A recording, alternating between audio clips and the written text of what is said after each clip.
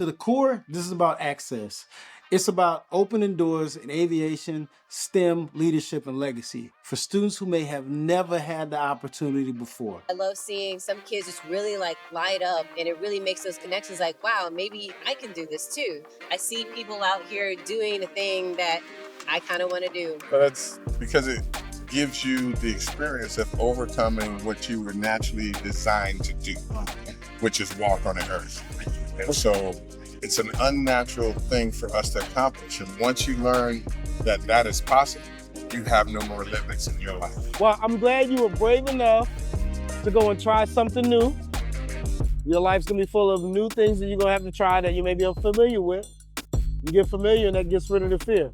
You know, so it ain't just about flying, it's about overcoming, things we're nervous about so we can go do amazing things other places, right?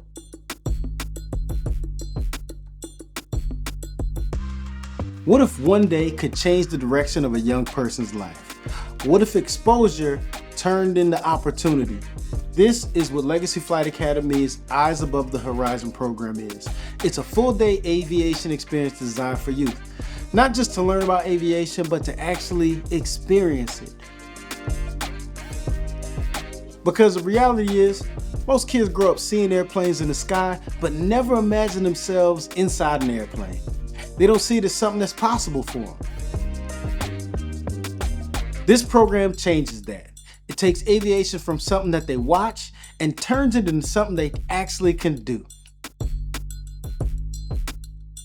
To the core, this is about access. It's about opening doors in aviation, STEM, leadership, and legacy for students who may have never had the opportunity before. This is about building confidence, and not just on theory, but in real hands-on experience and connecting students with professionals. Professionals, mentors, and people who are living it every day in and out. So for those of y'all who don't know what Eyes Above the Horizon is, it's Legacy Flight Academy's program where we introduce underserved youth to aviation through flight, mentorship, and the history and legacy to Tuskegee Airmen. So how's the day been going so far? Today's been going great. Today's been going great. As KT mentioned, Eyes Above the Horizon does all the things that he talked about. One of the cool things is we fly kids from quite young to a little bit older. Yeah. So on average from ages 11 to 19. So we have so many different types of students out here. And I think the day is just going well. It was so great this morning to watch the hangar doors open for the first time and to see their energy when they saw what they were about to experience. Yeah. Throughout the day, students move through a series of different sections, each one designed to give them a different piece of the bigger picture. They start off in STEM, so science, technology, engineering, and math, where they are introduced to aviation concepts like aerodynamics, weather, aircraft systems. But it's not just classroom, it's immersion. It's hands-on, led by professionals who show them what knowledge actually is when you apply it to real life. Yes, I am running the Science, Technology, Engineering, and Mathematics station. It is definitely one of my favorite stations, mostly because my background, I went to school for biochemistry and pharmacology, and I used to teach chemistry and physics to high school students. So I do enjoy teaching the wonders of science, but today we try to gear it more towards aerodynamics and aviation.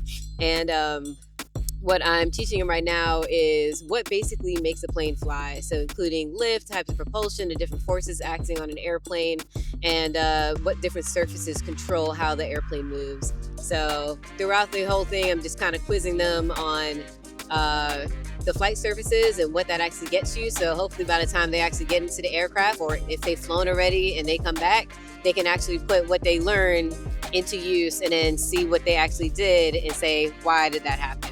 So I like to focus on that, especially when it comes to this, and then obviously some interactive activities, because Did you make a cloud in a bottle or something crazy? I'm getting to it. Oh, my bad. I was like, to me, that's the coolest thing. I ain't never seen nothing like that in my life. And it's something I picked up. So one of the things we talk about is like, what do we need to fly? And one of the things that you have to know about is weather, right?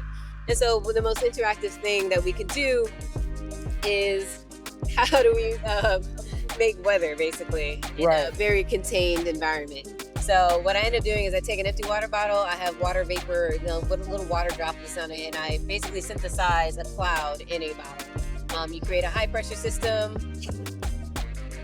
You create a high pressure system and, create a low pressure system very quickly, and that's what gets you your cloud. So why is the STEM station important for these kids? They'll learn this stuff later, right? Like, why is it important right now? Sometimes it's good to learn things outside of the classroom and from people that you don't normally see every day. It sticks with some people, it doesn't to others, but this might be the one thing where it's just like, wow, STEM is really cool. Not only am I sitting here learning about it, but I can actually see it in motion. I'm showing you a little mini plane, but when you look up, you see that plane that you're flying in. So sometimes it sticks a little better coming from me or coming from anybody else who's working with this organization. You got anything for the kids or parents considering them coming out to an LFA event? Absolutely. This is one of the few programs that allow this opportunity. This has been in for over 10 years now. I've been working with LFA for over 10 years. Yeah. I always answer the call. I love doing these events. I love seeing some kids just really light up, and it really makes those connections like, wow, maybe I can do this too. I see people out here doing the thing that I kind of want to do. And I encourage everyone, this is a free event and we try to keep it free as much as possible. So we want to thank our partners who help us make that a possibility. So yes, please come out and have your kids enjoy this, because this is almost a once in a lifetime opportunity to be able to fly in a plane, have the controls. So that's really awesome. From there, they move into character and leadership development. This is where students are challenged to communicate and work as a team and to lead. They participate in group-based activities that require collaboration, problem solving, and then they're introduced to the history and legacy of the Tuskegee Airmen. Tuskegee Airmen are a powerful example of discipline, resilience, and what it means to rise above the limitations set by others. Man, that's good right there. Communication, I agree. Now, this last exercise that we just did that Mr. King pulled off flawlessly here, this got a real world application right here. We're all on one team. You guys are all on one team. I'll split you up for just purposes of trying to get this stuff done, but sometimes we're going to be having to work with people that maybe we didn't intend to be working with, right? Oh, I thought I was going to be working with so-and-so, and then boom, they put me over here. But you're still on the team, so all those principles still apply, right? Communication, trust being the big one. I was trying to be funny and throw you guys a curve, but the name of the game was trust there. Because he wasn't in your group, but we still got to trust him because now he is. He's in the team. He's on the team. And he did great. Who was the one that King was guiding? And you trusted him, right? How'd it work out for you? Well, I made it home, so. He was right there with you, right in your ear. So that was a real world moment right there of teamwork and dynamics of that.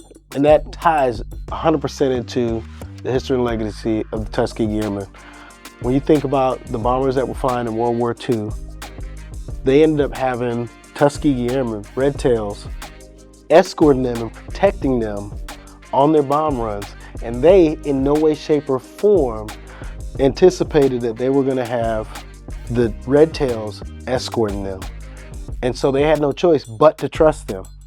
And the Red Tails just did just as good a job as any other fighter escort that would have flown with them, and they had to trust them the same way. They didn't intend for it. They didn't know that they were going to be the team that was going to be protecting them, but they were. And they did an amazing job. They had that trust. That's exactly what you guys were exhibiting right now, just like the Tuskegee Airmen and all the others that fought in those wars. Next, they step into the college and career exploration.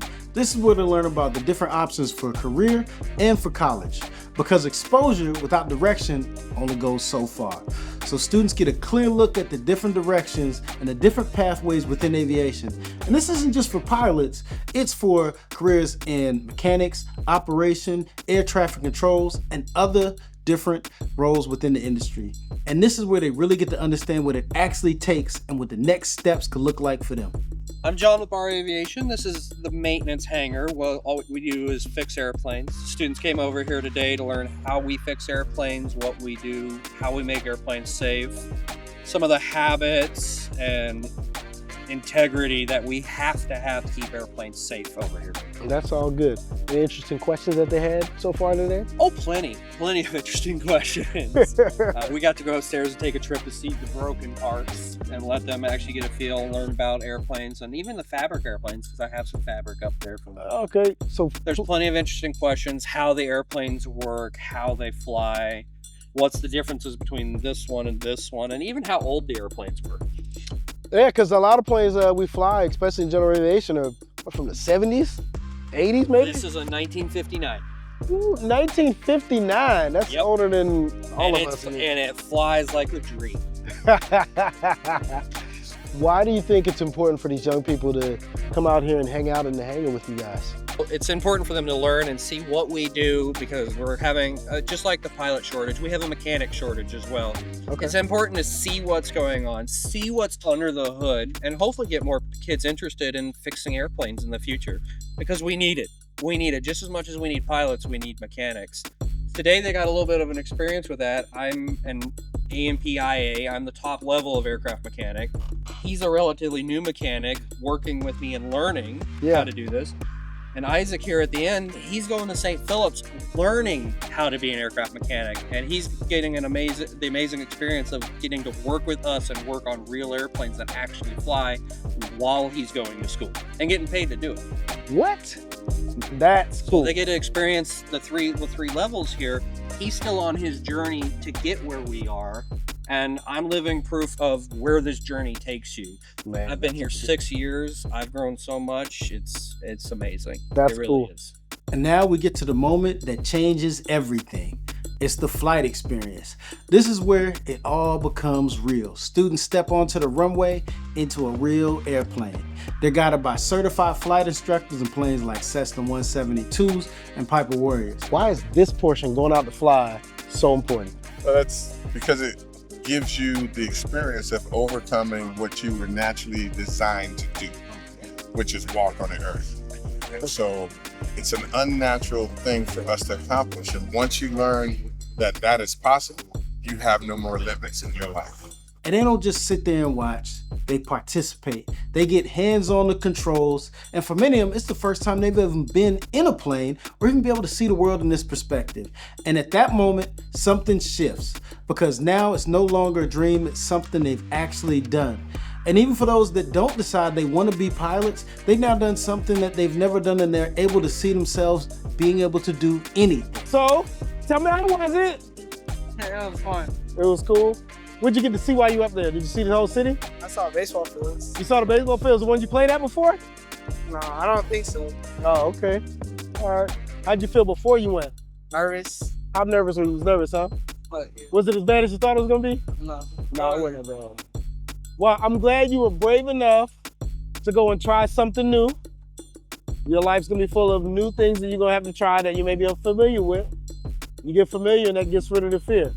You know, so it ain't just about flying, it's about overcoming, things we're nervous about, so we can go do amazing things other places, right? I'm excited that all three boys accomplished what we came for, really overcoming their fears. They were really psyching themselves out, and like Mr. Mario said earlier, don't let our fears hold them back as parents. And I think that really resonated, because we tend to, both of us, mom and dad, were very nervous. We were hoping Uncle Kenny would be our pilot. But trusted people and putting them out there and trusting in their plan. So we appreciate y'all holding this event and just instilling in them too that it's not just about today and flying, it's about using these lessons and going forth and accomplishing their missions. There we go. There we go. And I appreciate you coming out and volunteering and helping, because, it takes a village. It's one. I say it's a village to raise a child. We have 80 kids out here. It's a lot of kids, a great turnout, a really good turnout. Glad San Antonio could represent. Yeah. Anything you got for people considering bringing their kids out, or anybody? Yeah. Bring them out. Come out, volunteer, support them, plant that little seed. Yeah. You never know. I asked my boys, did you think you would ever fly a plane at this age? I never thought they would. I didn't think I would ever let them. But here we are, and it's just opportunities like this. You see that smile on your face? See that? That's what I'm here for. So here, hold that mic. Tell me about that flight. Tell me about it. The flight I was nervous at first, don't get me wrong. But once he just walked me through it, I was like, I just had fun. It was a good experience. On top of that, we create opportunities for unique exposure wherever possible. For this event, students had the chance to check out a C-32 aircraft, the same class of aircraft commonly used to fly the Vice President of the United States as Air Force Two and other high-ranking government officials. They met the crew, saw the airplane up close, and got a glimpse into this level of military aviation. Experiences like this don't just educate, they inspire and motivate students to see anything is possible. Legacy Flight Academy is a 501c3 nonprofit organization. LFA removes finances as a barrier to aviation for students. So we provide these programs to students at no cost. Our programs are full volunteer and is fully funded and sponsored by donations. What sparked your heart to want to establish this organization? To oversimplify it, I'm a kid from the Bronx and I didn't see nothing like this growing up. I wish that I had something like this when I was younger. I ended up finding aviation and working my way through, but I wish there would have been an easier route. And there's no easy route, so I don't even mean easier route, but I didn't know what the route was.